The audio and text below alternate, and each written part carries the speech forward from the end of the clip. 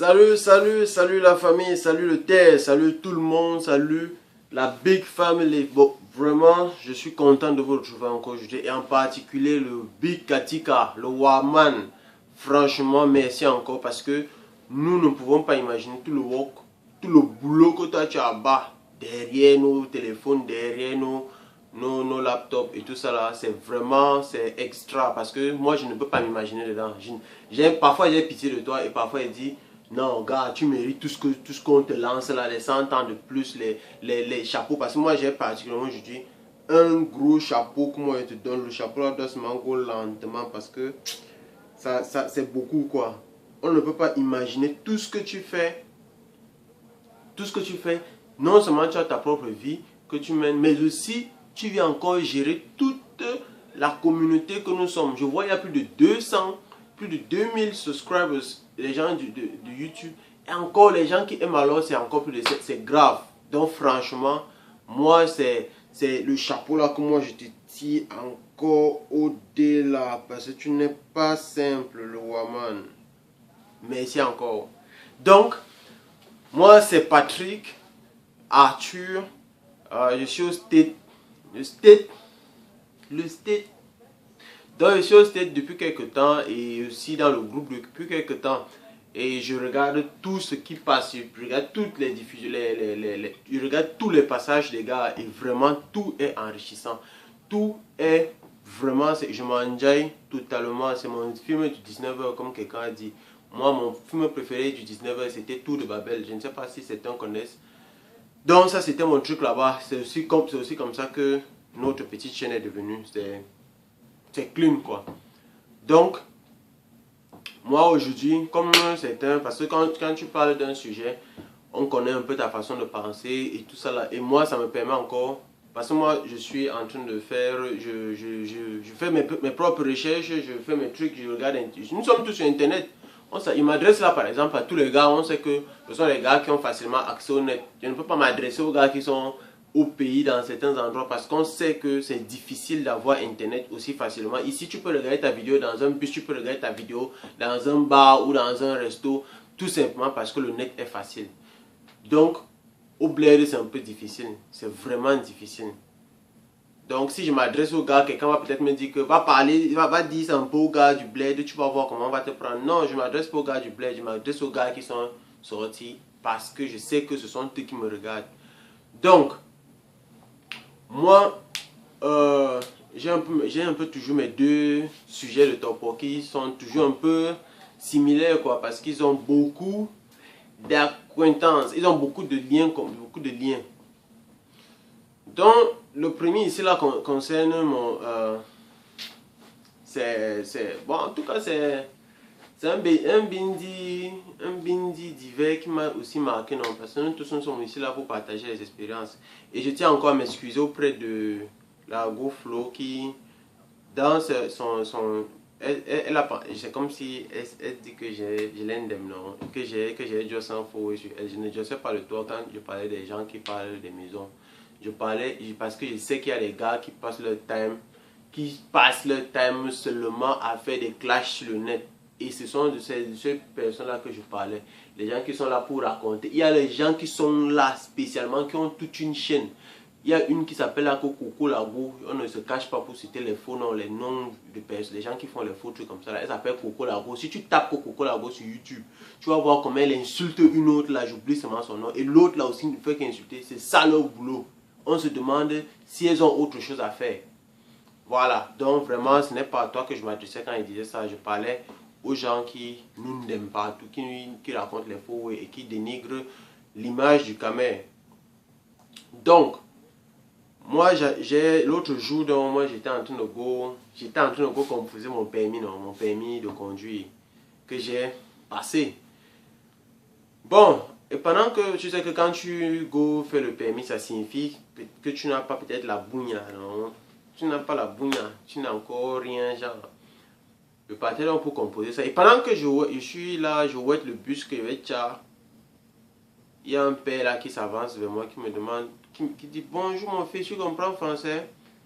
J'ai dit oui, ça m'étonne d'avoir que dans ma tête, les gars parlent français, comment quelqu'un vient aborder un gars comme ça en français alors que le pays, si on ne parle pas le French.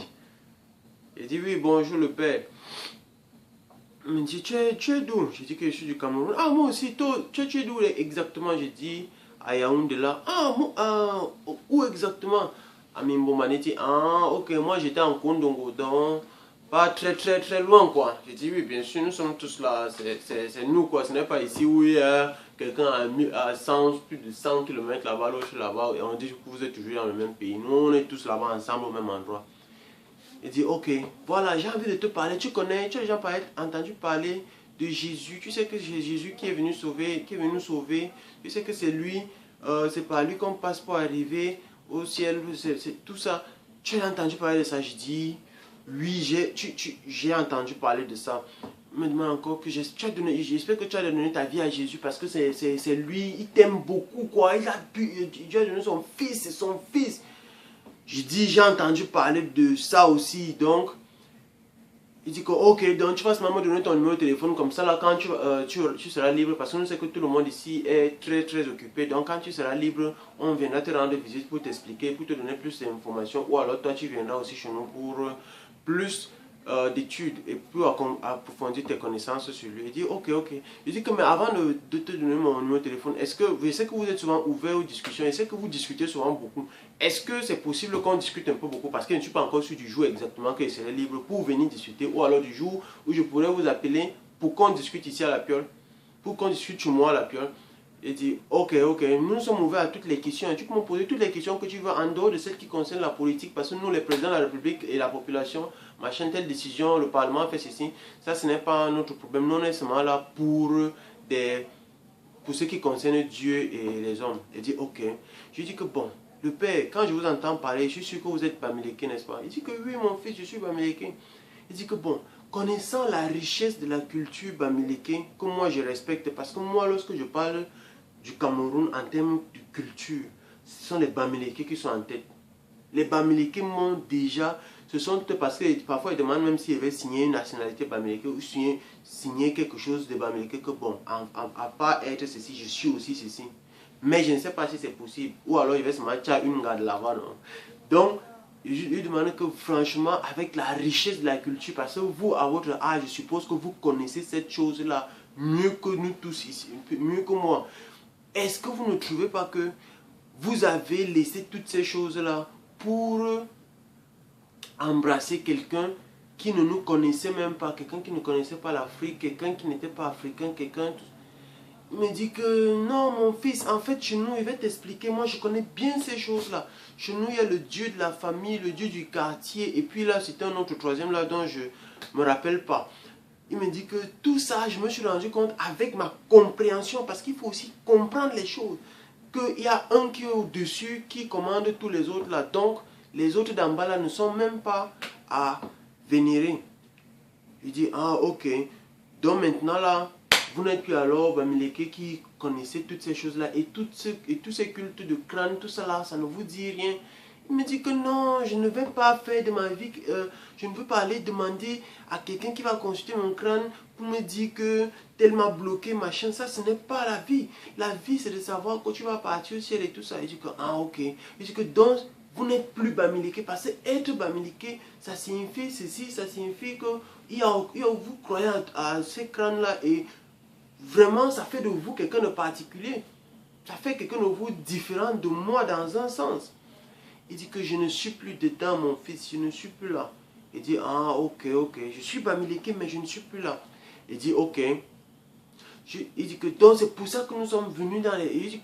Il me dit donc, voilà pour ça, quand nous sortons, nous sommes venus ici là pour développer notre pays, pour comprendre les choses qui se passent à l'extérieur, prendre la technologie d'ici, l'amener au pays. Il dit que, ah, donc nous sommes venus dans le pays là pour développer notre pays. Il dit oh, bien sûr mon fils, c'est comme ça, tu viens, tu aides ta famille au pays, tu les aides à manger, et puis tu développes le pays parce qu'il y a plus de technologie ici évoluée que tu vas aller utiliser pour développer le tien. Je lui ai dit, ah ok, mais je lui ai demandé une seule chose, je lui ai demandé que bon, il lui a demandé maintenant que, et ceux qui sont ici, et ils sont partis prendre chez qui pour développer ici? Le père est resté tranquille, le père n'a plus parlé. Il m'a seulement dit, bon, donc, tu me donnes ton numéro de téléphone. J'ai donné le numéro de téléphone au père.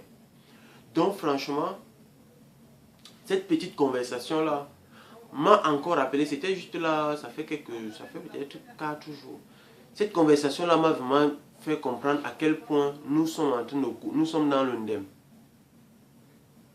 Ça m'a fait comprendre que aujourd'hui, lorsque un père, on peut comprendre que ce sont les jeunes qui sont en train de se mondialiser, comme mon frère le Brick a dit, vraiment que je tire encore un grand coup de chapeau.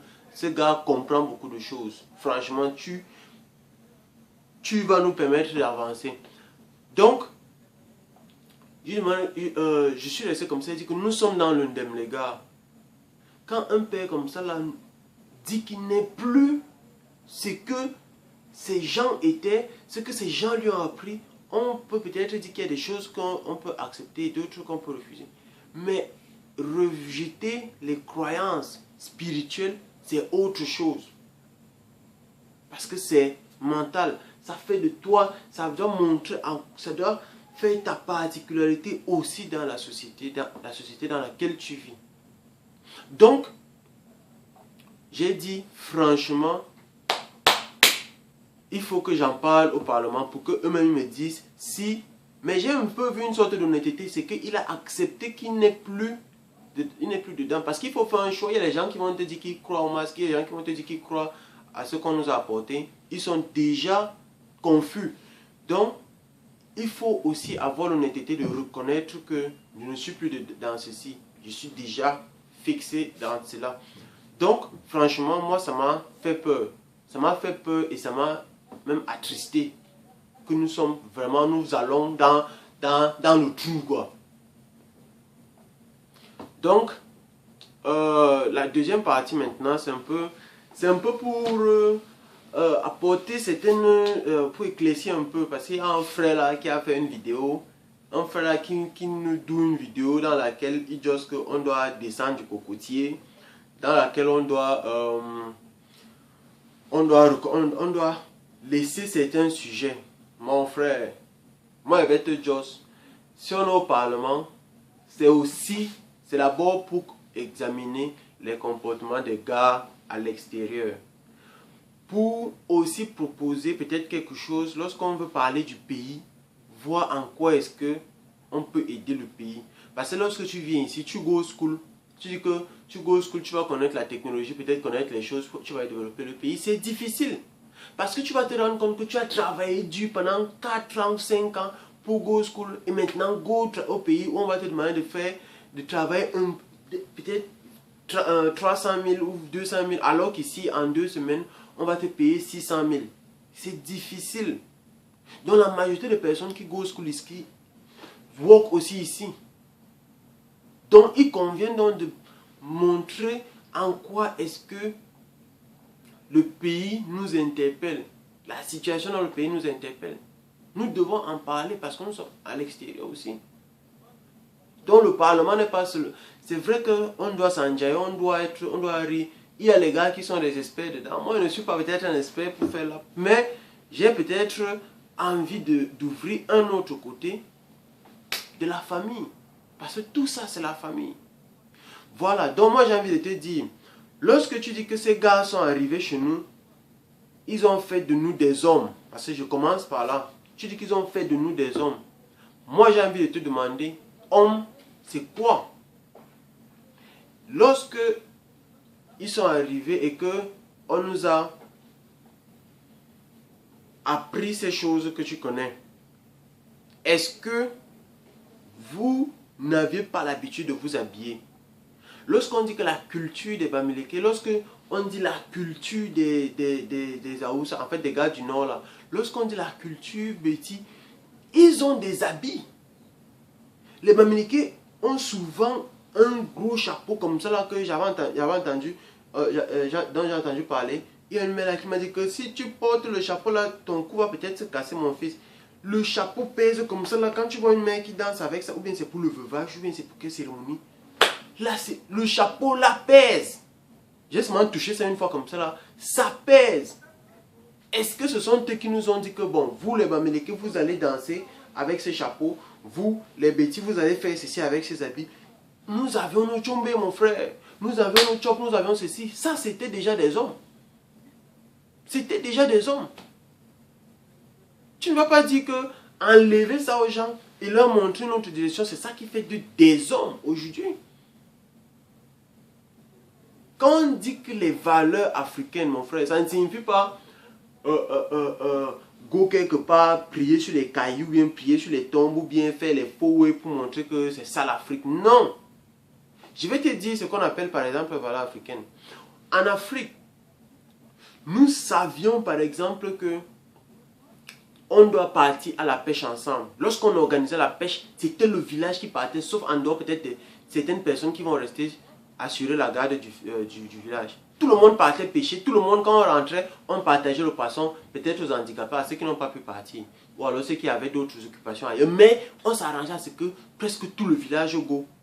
Maintenant, deuxième chose, lorsque une personne devait construire sa maison, sa case, tout le monde s'allier pour qu'on aille construire sa maison.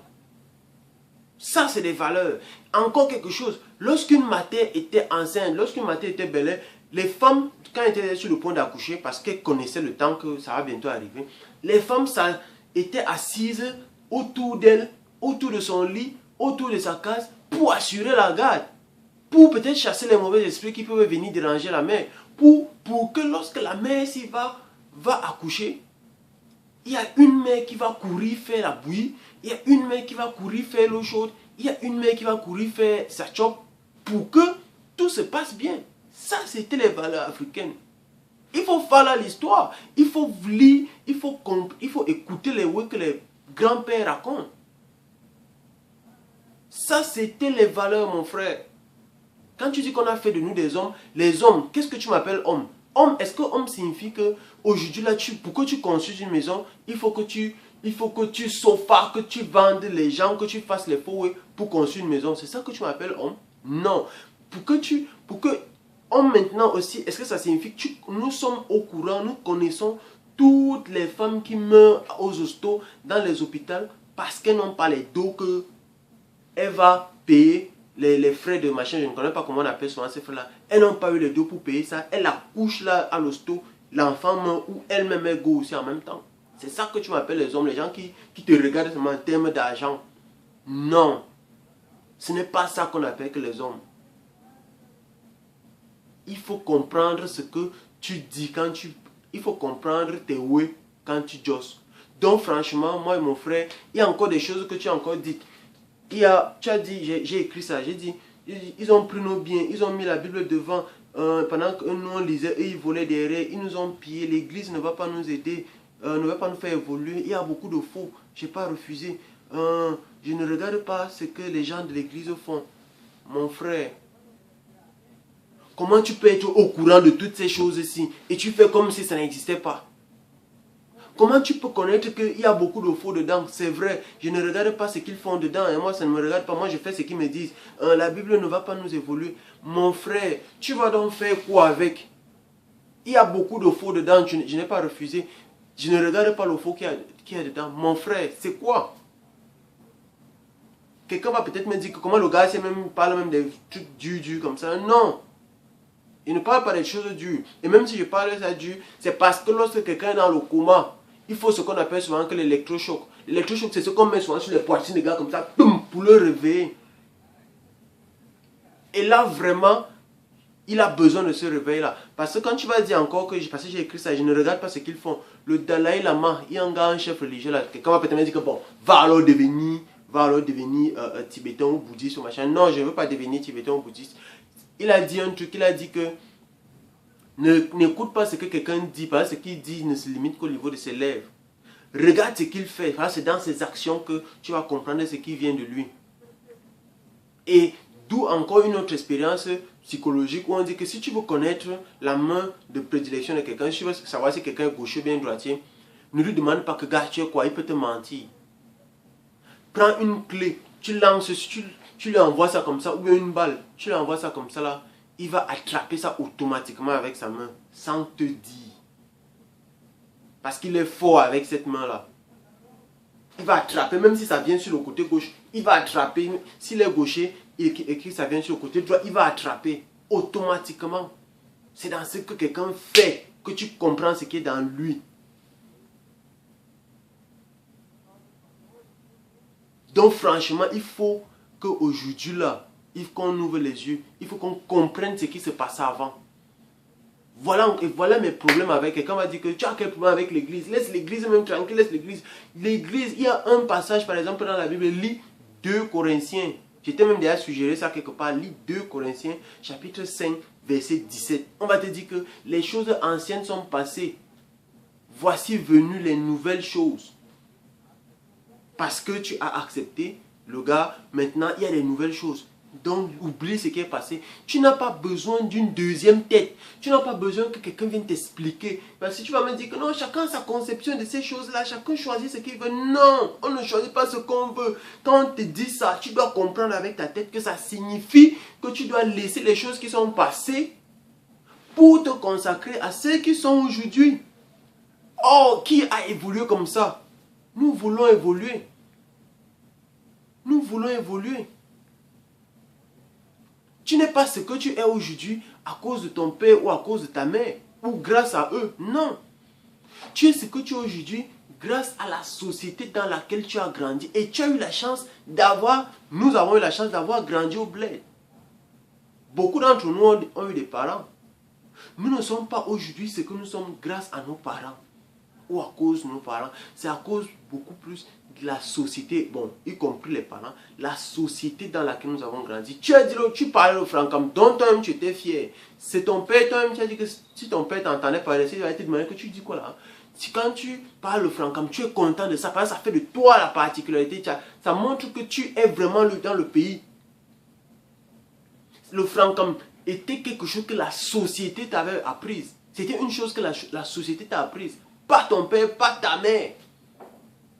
Alors pourquoi est-ce qu'aujourd'hui, lorsque tu as la possibilité de manger, lorsque tu as la possibilité d'avoir des idées, de découvrir comment est-ce que je peux aider mes gens, tu ne penses pas à aussi aider cette société-là?